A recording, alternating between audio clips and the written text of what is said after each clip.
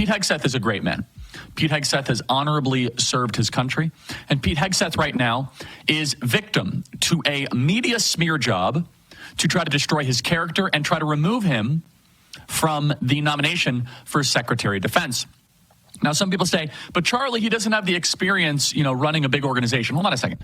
He's actually served in the front lines of the department that he is going to have to run. You see, we used to have a tradition in this country where the people who were in charge of our military were also involved in the front lines of combat.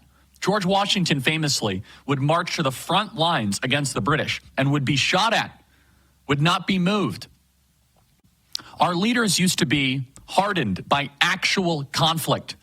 Pete Hegseth has served his country with incredible bravery and courage. This is nothing compared to what he had to face on the front lines fighting for America. However, the media is doing their best to try and be the fourth estate, to try to remove him as Donald Trump's nominee for Secretary of Defense. So let's begin here. Let's first talk about the positive. This is Coach Tuberville praising Pete Hegseth. And we've talked about this quite some time on this program. These Republican senators need to stand up and be counted.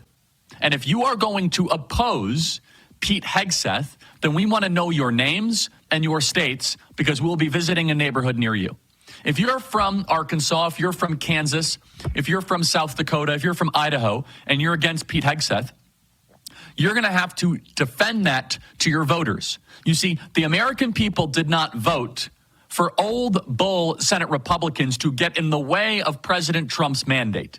Let's begin here with Coach Tuberville praising Pete Hegseth. There is a major battle happening right now on Capitol Hill, an extraordinary drama where they're doing everything they can, where deep state Senate Republicans are doing everything they can to undermine President Trump and try to kill Pete Hegseth from being Secretary of Defense. Play cut 43. Pete is a patriot. He understands the military 20 years, but he's done other stuff too. He's been in business. He's well educated, well spoken. But what I like about him, Larry, is he's the age. He's going in, running our military, and we need somebody close to the age of a lot of these war fighters that we have. They can relate. This is a different military. This is a different time. This is a different era. And we need to build our military back because we have really degraded our military over the years because of the woke, the DEI, the critical race theory. All these things are being pushed at all of our war fighters, and they're getting out right and left. We've got to build it back, and Pete's the guy to do it, Larry. Pete is the guy to do that. Now, understand that our military has become so broken, it is no longer the finest fighting force on the planet. We commonly play that piece of tape of how sailors of the U.S. military were bragging the best part of their deployment was gay poem reading hour on these U.S. battleships. But there are forces in the U.S. Senate, some of whom want to become Secretary of Defense themselves, by the way, who are trying to undermine and stop Pete Hegseth. Understand this, first and foremost, Pete Hegseth embraces America First foreign policy better than anybody else. He understands that we need the finest fighting force on the planet. He understands that we should not have endless, adventurous, nation-building foreign conflicts or wars. Pete Hegseth is not a neocon. Pete Hegseth is not one of the warmongers of days past. Let's play cut 66. Pete Hegseth talking about the status of his nomination. Play cut 66. Have you had any conversations with the president-elect about releasing you with Governor DeSantis? I spoke to the president-elect this morning. He said, keep going, keep fighting. Find your way. So you're in this all the way. Why would I back down? I've always been a fighter. I'm here for the war fighters.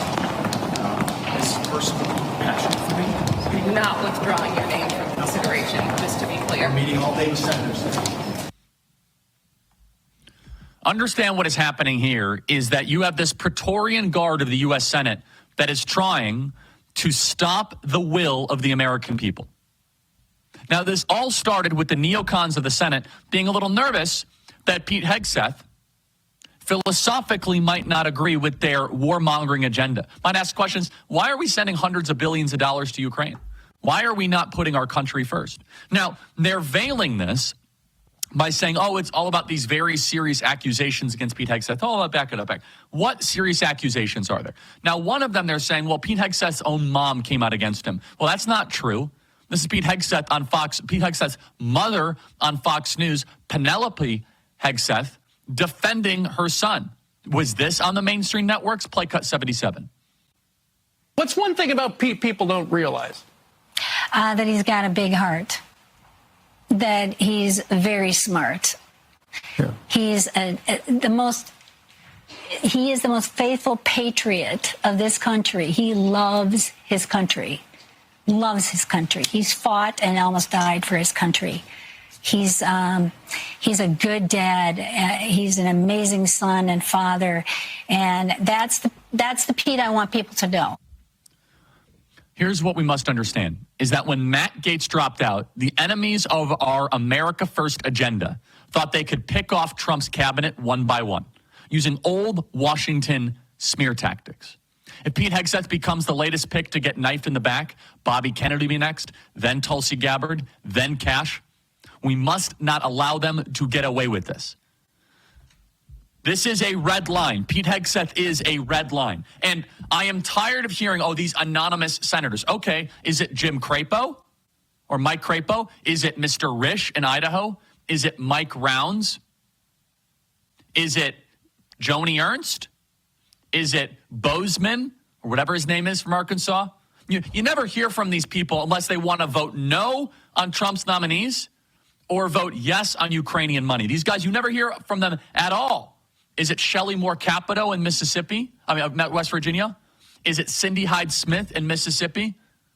Stand up and be counted. Tell us, who are you exactly? Who do you represent? Or are we going to allow just anonymous cabal of Senate Republicans say, oh, no, we know better than the voters? Donald Trump got elected to get people and change makers in the Pentagon like Pete Hegseth. Do you remember Mark Milley bragging about how he would back channel against Donald Trump with China, that he would not fulfill the orders of Donald Trump and back channel against the needs, wants, and interests of the sovereign, the President of the United States, who's a representative of the American people? Mr. White Rage. How about Esper or Mad Dog Mattis? Every single one of those people that were running the Pentagon were working against President Trump's agenda and the will of the American people. So you really have to think, who's in charge of this government that is coming in? Is it an unelected bureaucracy and old octogenarian Senate Republicans that want to keep on fighting Russia for no reason whatsoever? Or is it the people that voted for less war? The people voted for less war. To, yes, crush our enemies. To, yes, use lethality against those that dare threaten us. But we are done nation building. We are done subsidizing the government of Ukraine. Tucker Carlson right now is in Russia trying to figure out how close are we actually to nuclear war. And I want to get a piece of that tape of Tucker in Russia. This is a red line, everybody. If you're from Idaho, you better call your senators. From Mississippi, call Cindy Hyde-Smith. If you're from West Virginia, President Trump won on a referendum of less war, and now Senate Republicans say, who cares?